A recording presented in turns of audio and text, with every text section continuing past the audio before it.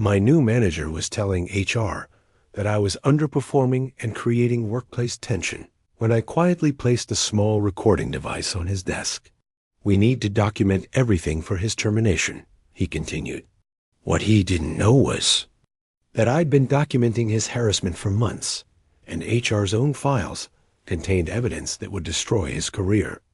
My name is Daniel Rodriguez. I'm 44 years old, and I'm about to tell you how a toxic manager tried to destroy my 12-year career at one of Seattle's largest tech companies, and how I used his own tactics against him to save not just my job, but the jobs of 6 other people he was systematically targeting. That recording device I just mentioned was sitting in plain sight on Marcus Webb's desk, disguised as a simple pen, while he conducted what he thought was a private character assassination with Linda Chun, our HR business partner. It was November 15th, 2023, and I was standing in the hallway outside Marcus's office, having just returned from lunch to find my badge access mysteriously malfunctioning at the main entrance. Daniel's attitude has been increasingly problematic, Marcus was saying, his voice carrying the practiced concern of someone who'd clearly rehearsed this conversation. The team has been coming to me with complaints about his negativity and resistance to new processes. What Marcus didn't know was that I'd been documenting his systematic harassment for 4 months, ever since he'd been promoted to engineering manager over our previously harmonious team. What he also didn't know was that Linda Chun had been quietly building her own file on him, documenting a pattern of behavior that would eventually land him in legal trouble. But I'm getting ahead of myself.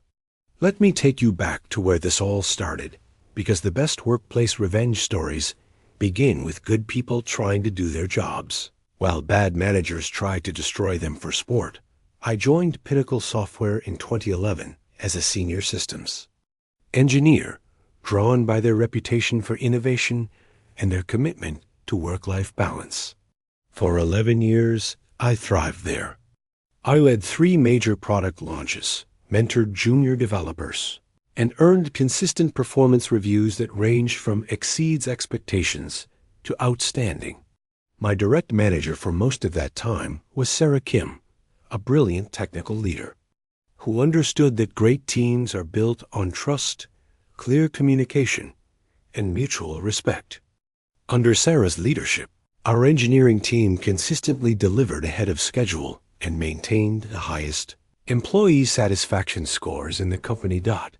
Then Sarah got promoted to Director of Engineering in June 2023, and everything changed. Marcus Webb was brought in from outside the company to replace Sarah as engineering manager. He had an impressive resume 15 years at various tech companies, with a track record of optimizing team performance and implementing efficiency improvements. What his resume didn't mention was his preferred method of optimization: psychological warfare. Marcus's first team meeting was a masterclass in subtle intimidation disguised as setting expectations. He stood at the front of our conference room, a man in his early 40s with the kind of aggressive confidence that immediately made everyone uncomfortable. "I've reviewed this team's performance metrics," he began, consulting a tablet with theatrical precision, "and frankly, I'm surprised by how much potential is being left on the table." He proceeded to dissect our previous quarter's work, finding fault with projects that Sarah had praised just weeks earlier. Every criticism was delivered with a smile and couched in language about growth opportunities and raising the bar. "Moving forward," Marcus concluded, "I'll be implementing some new accountability measures to ensure we're all contributing at the level this company deserves." That first meeting set the tone for everything that followed. Marcus had a gift for making people feel inadequate while maintaining plausible deniability about his intentions. He never quite crossed the line into overt harassment, but he danced along that line with the skill of someone who'd clearly done this before. The psychological pressure campaign began immediately. Marcus started scheduling impromptu check-ins with team members, supposedly to ensure everyone was adapting well to the new leadership style. These meetings invariably left people feeling criticized, confused, and demoralized. He implemented a new accountability system that required daily status reports and weekly one-on-one meetings where he would pick apart every decision and question, every approach. He had a particular talent for asking questions that made you doubt yourself. Are you sure that's the most efficient way to handle that? Have you considered that the client might not be satisfied with this approach? Do you think the team is really operating at full capacity? Within 6 weeks, 2 of our most talented engineers had requested transfers to other departments. A third was actively interviewing at other companies. The team that had been Sarah's pride and joy was falling apart under Marcus's relentless psychological pressure. But Marcus was smart. He targeted his victims strategically, focusing on people he perceived as threats to his authority or obstacles to his agenda. Senior team members with strong relationships throughout the company, people with deep institutional knowledge, anyone who might question his methods or challenge his decisions. I became his primary target in late August. It started with small things. He began excluding me from meetings I'd always attended and criticizing me for not being up to speed on decisions made in my absence. He questioned my technical recommendations in front of the team, often suggesting that my approaches were outdated or not aligned with industry best practices. Marcus had a particular genius for public humiliation, disguised as professional development. During our weekly team meetings, he would ask me to present my progress on various projects, then interrupt with clarifying questions designed to make me look unprepared or incompetent. Daniel, can you walk us through your testing methodology for the client portal update? He'd ask, then follow up with increasingly specific technical questions until he found something I couldn't answer immediately. That's concerning. We need to make sure our senior engineers are staying current with modern testing frameworks. The psychological impact was immediate and devastating. After 12 years of being recognized as a technical leader, I suddenly found myself questioning every decision, second-guessing every approach. I started working longer hours, trying to anticipate Marcus's criticisms and prepare for his verbal ambushes. But the breaking point came in late September, during what became known as the Code Review Incident. Marcus had implemented a new policy requiring all senior engineers to present their code to the team for peer review. It was positioned as a knowledge-sharing initiative, but it was clearly designed to create opportunities for public humiliation. During my code review presentation, Marcus interrupted me 15 minutes in with, "I'm sorry, Daniel, but I'm having trouble following your logic here. Can you explain why you chose this particular approach when there are clearly more efficient alternatives?" I began to explain my reasoning, but Marcus cut me off. "Actually, let me stop you there. I think this is a good teaching moment for the team." He turned to the room. "Can anyone identify the performance issues with Daniel's approach?" What followed was 10 minutes of Marcus systematically dismantling my work while positioning himself as the technical authority educating a struggling employee. The code I'd written was solid. I'd been doing this for 15 years, but Marcus presented it as amateur work that needed extensive revision. After the meeting, my colleague Jennifer pulled me aside. "You know that was complete bullshit, right?" She said, "Your code was fine. He's just playing power games." That's when I realized Marcus wasn't trying to improve team performance. He was trying to establish dominance through psychological intimidation. And I was his chosen example of what happened to people who didn't submit to his authority. That night, I made a decision that would change everything. I started documenting everything. I began keeping detailed records of every interaction with Marcus. Dates, times, witnesses present, exact quotes when possible. I saved every email, every Slack message, every performance review comment. I started carrying a small digital recorder to meetings, keeping it in my pocket with the record button easily accessible. More importantly, I began researching employment law and workplace harassment regulations. I discovered that Washington state has some of the strongest employee protection laws in the country, and that systematic psychological harassment, even when it doesn't involve protected class discrimination, can constitute a hostile work environment. Also learned about constructive dismissal, the legal concept that describes when an employer makes working conditions so intolerable that a reasonable person would feel compelled to resign. That's exactly what Marcus was doing, and it was illegal. Armed with this knowledge, I began building a case. The evidence accumulated quickly. Marcus's harassment wasn't random, it followed clear patterns. He would escalate his attacks before important deadlines, making it difficult for targets to perform their jobs effectively. He would make unreasonable demands with impossible timelines, then document the predictable failures in performance reviews. I also discovered I wasn't his only target. By quietly talking to other team members, I learned that Marcus was running similar psychological campaigns against anyone he perceived as a threat. Jennifer was being excluded from client meetings after questioning one of his technical decisions. Tom was being micromanaged to the point where he couldn't complete routine tasks without constant oversight. Most damaging of all, I learned that Marcus was actively lying to other managers about team performance. In cross-departmental meetings, he would blame project delays on individual team members' performance issues, taking credit for successes while attributing failures to the people he was targeting.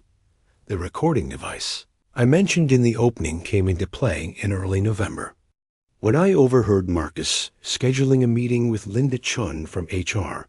Something in his tone suggested this wasn't routine, so I decided to gather intelligence. The pen recorder I placed on his desk captured not just that one conversation, but 3 weeks of damaging admissions. Marcus documented his strategy for forcing me to quit. We just need to create enough pressure that he realizes this isn't the right fit. His lies about team performance. I've been carrying the technical load since Daniel's skills started deteriorating. And most damaging of all, his admission that his targeting was personal rather than professional. He undermines my authority by existing. The team still sees him as the technical leader. But the real bombshell came when I decided to schedule my own meeting with Linda Chun. I need to discuss some concerns about workplace harassment, I told her during our November scheduling call. Of course, Linda replied. Actually, your timing is interesting. I've been meaning to speak with you about some things. When I arrived at Linda's office the following day, I discovered that Marcus had overplayed his hand. HR had been quietly building their own file on him based on reports from multiple team members, exit interview feedback from transferred employees, and complaints from other department managers about his behavior in cross-functional meetings. Daniel, Linda said after I'd presented my documentation, I need to be direct with you. We've been investigating concerns about Marcus's management style for several weeks. Your evidence fills in some important gaps. I learned that Jennifer had filed a formal complaint 2 weeks earlier. Tom had submitted a detailed account of micromanagement that bordered on harassment. Most significantly, Sarah Kim had provided HR with her concerns about the dramatic decline in team performance and morale since Marcus's arrival. We've been waiting for the right moment to act, Linda explained. Marcus has been careful to stay within technical legal boundaries, but the pattern you've documented shows clear intent to create a hostile work environment. The investigation that followed was swift and decisive.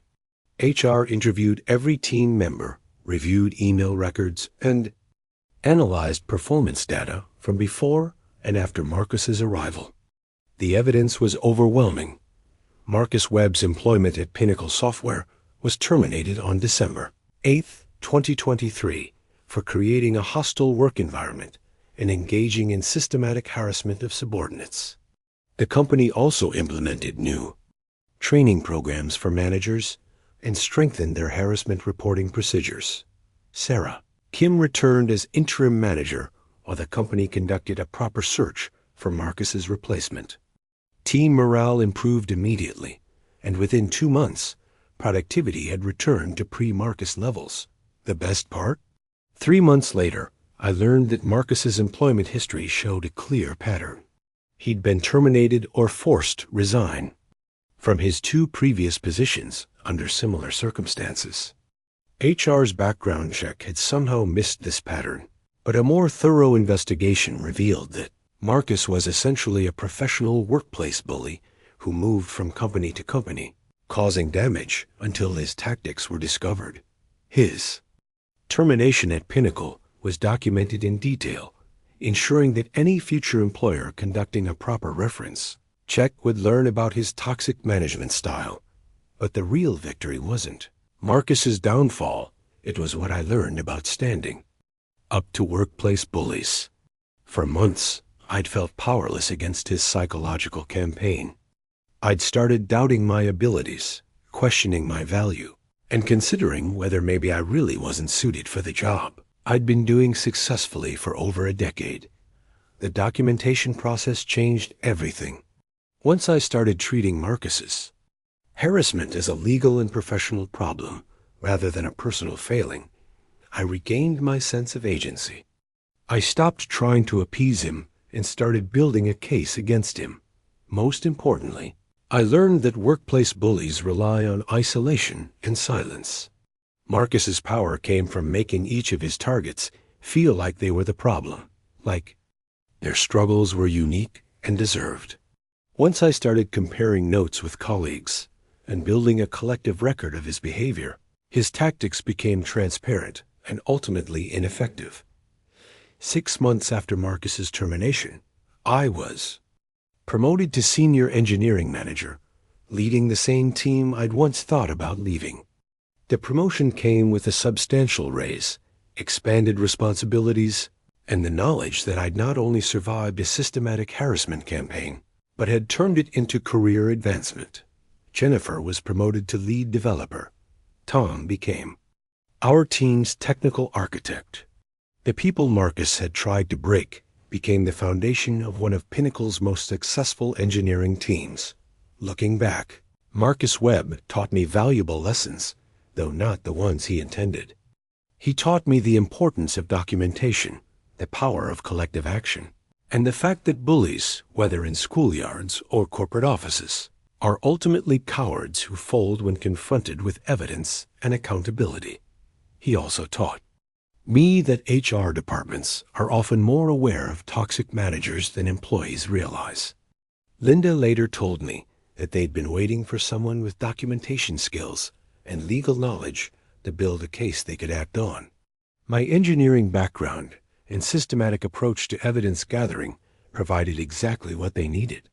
Recording device that started this story now sits in my desk drawer as a reminder. Sometimes the best defense against workplace harassment isn't trying to avoid conflict, but documenting it so thoroughly that the harassment becomes the harasser's biggest liability. Marcus thought he was destroying my career through psychological warfare. Instead, he handed me the tools and motivation to strengthen not just my own position, but my entire team's future.